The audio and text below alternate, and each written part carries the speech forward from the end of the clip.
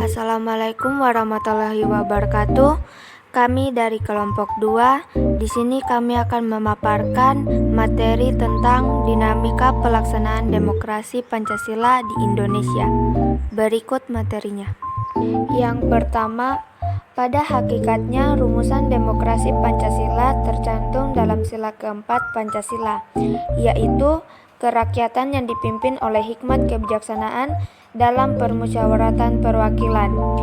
Hal tersebut senada dengan yang diungkapkan oleh Notonegoro yang menyatakan bahwa demokrasi Pancasila adalah kerakyatan yang dipimpin oleh hikmat kebijaksanaan dalam permusyawaratan perwakilan yang berketuhanan yang Maha Esa, yang berperi kemanusiaan yang adil dan beradab, yang mempersatukan Indonesia, dan yang berkeadilan sosial bagi seluruh rakyat Indonesia. Ciri khas demokrasi Pancasila. Yang pertama, demokrasi Pancasila bersifat kekeluargaan dan kegotong royongan yang bernapaskan ketuhanan yang Maha Esa. Yang kedua, demokrasi Pancasila harus menghargai hak-hak asasi manusia serta menjamin adanya hak-hak minoritas. Yang ketiga, pengambilan keputusan dalam demokrasi Pancasila sedapat mungkin didasarkan atas musyawarah untuk mufakat. Dan yang keempat, demokrasi Pancasila harus bersendikan hukum. Rakyat sebagai subjek demokrasi berhak untuk menentukan kehidupan bangsa dan negara. Asas demokrasi Pancasila terdiri atas dua.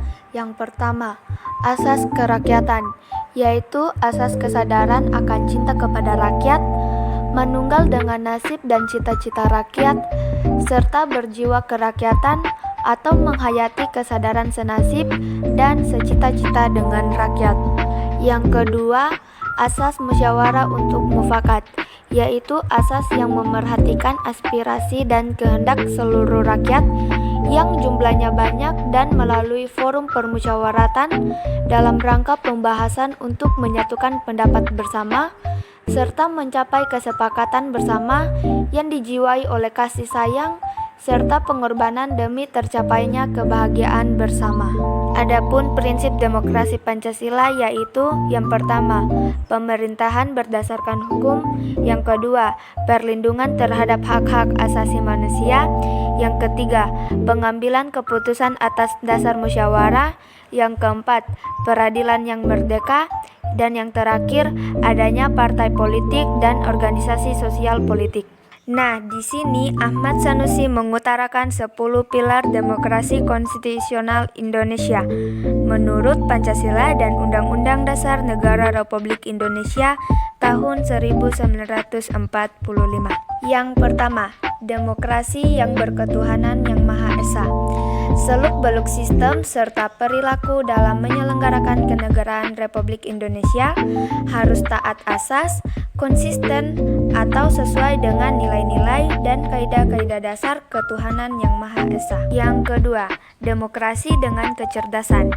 Mengatur dan menyelenggarakan demokrasi menurut Undang-Undang Dasar Negara Republik Indonesia tahun 1945 itu bukan dengan kekuatan naluri atau kekuatan otot, bahkan kekuatan massa semata-mata. Pelaksanaan demokrasi itu justru lebih menuntut kecerdasan rohania, kecerdasan akliyah, kecerdasan rasional, dan juga kecerdasan emosional. Yang ketiga, demokrasi yang berkedaulatan rakyat. Kekuasaan tertinggi ada di tangan rakyat. Secara prinsip, rakyatlah yang memiliki atau memegang kedaulatan itu. Dalam batasan-batasan tertentu, kedaulatan rakyat itu dipercayakan kepada wakil-wakil rakyat seperti MPR, DPR, DPD, dan juga DPRD. Yang keempat, demokrasi dengan rule of law. Hukum sebagai panglima yang berdaulat dalam sistem politik seperti yang tercantum dalam pasal 1 ayat 3 Undang-Undang Dasar 1945 yang menyatakan bahwa negara Indonesia adalah negara hukum. Yang kelima, demokrasi dengan pemisahan kekuasaan negara. Indonesia menganut pembagian kekuasaan yang bertumpu pada legislatif, eksekutif, yudikatif, sehingga terhindar dari kekuasaan yang terpusat. Yang keenam, demokrasi dengan hak asasi manusia. Demokrasi menurut Undang-Undang Dasar Negara Republik Indonesia tahun 1945 mengakui hak asasi manusia yang tujuannya bukan saja menghormati hak-hak asasi manusia, melainkan untuk meningkatkan martabat dan derajat manusia seutuhnya. Yang ketujuh, demokrasi dengan pengadilan yang merdeka. Untuk menjamin berjalannya sistem demokrasi Pancasila, maka dibutuhkan lembaga yudikatif, yaitu Mahkamah Agung, Mahkamah Konstitusi, dan Komisi Yudisial. Selanjutnya yang kedelapan, demokrasi dengan otonomi daerah. Otonomi daerah merupakan pembatasan kekuasaan negara, khususnya kekuasaan legislatif dan eksekutif di tingkat pusat, dan lebih khusus lagi pembatasan atas kekuasaan presiden. Selanjutnya yang kesembilan, demokrasi dengan kemakmuran. Demokrasi menurut Undang-Undang Dasar Negara Republik Indonesia tahun 1945 ternyata ditunjukkan untuk membangun negara kemakmuran, yaitu welfare state, oleh dan untuk sebesar-besarnya kemakmuran rakyat Indonesia. Yang terakhir, demokrasi yang berkeadilan sosial. Demokrasi menurut Undang-Undang Dasar NKRI menggariskan keadilan sosial di antara berbagai kelompok, golongan, dan lapisan-lapisan masyarakat. Tidak ada golongan lapisan kelompok satuan atau organisasi jadi anak emas yang diberikan berbagai keistimewaan ataupun hak-hak secara khusus. Tidak ada. Demokrasi Pancasila mengandung 3 karakter utama, yaitu kerakyatan, permusyawaratan, dan hikmat kebijaksanaan. 3 karakter tersebut sekaligus berkedudukan sebagai cita-cita luhur penerapan demokrasi di Indonesia. Demokrasi Pancasila mengandung beberapa nilai moral yang bersumber dari Pancasila, yaitu yang pertama, persamaan bagi seluruh rakyat Indonesia. Yang kedua, keseimbangan antara hak dan kewajiban. Yang ketiga, pelaksanaan kebebasan yang dipertanggungjawabkan secara moral kepada Tuhan Yang Maha Esa, diri sendiri, dan orang lain. Yang keempat, mewujudkan rasa keadilan sosial. Yang kelima, pengambilan keputusan dengan musyawarah mufakat. Yang keenam, mengutamakan persatuan nasional dan kekeluargaan. Dan yang terakhir, menjunjung tinggi tujuan dan cita-cita nasional.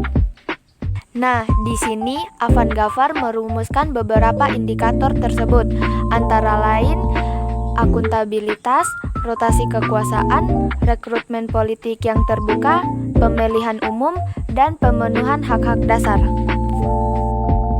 Nah, sekarang kita masuk pada bagian yang kedua, yaitu dinamika demokrasi Pancasila dari masa ke masa. Yang pertama, tahun 1945 sampai 1949, Undang-Undang Dasar 1945 periode awal, peletakan dasar demokrasi Pancasila. Pada masa pemerintahan Revolusi Kemerdekaan di tahun 1945 sampai 1949, pelaksanaan demokrasi baru terbatas pada berfungsinya pers yang mendukung Revolusi Kemerdekaan. Yang kedua, tahun 1949 sampai 1950, Konstitusi RIS periode berlakunya sistem demokrasi liberal. Yang ketiga, tahun 1950 sampai 1959, UUDS 1950 periode demokrasi liberal dengan multipartai. Yang keempat, tahun 1959 sampai 1965, Undang-Undang Dasar 1945 periode diterapkannya demokrasi terpimpin. Dekret Presiden 5 Juli 1959 mengakhiri era demokrasi parlementer yang kemudian membawa dampak yang sangat besar dalam kehidupan politik nasional. Yang kelima, tahun 1966 sampai 1998, Undang-Undang Dasar 1945, periode Orde Baru di bawah pemerintahan Soeharto. Visi utama pemerintahan Orde Baru ini adalah untuk melaksanakan Pancasila dan Undang-Undang Dasar 1945 secara murni dan konsekuen dalam setiap aspek kehidupan masyarakat Indonesia. Dan yang terakhir, tahun 1998 sampai sekarang, Undang-Undang Dasar 1945, periode reformasi. Demokrasi yang diterapkan negara Indonesia pada era reformasi ini adalah demokrasi Pancasila. Sekian materi yang dapat kami sampaikan.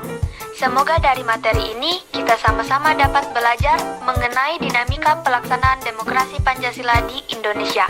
Salam Pancasila.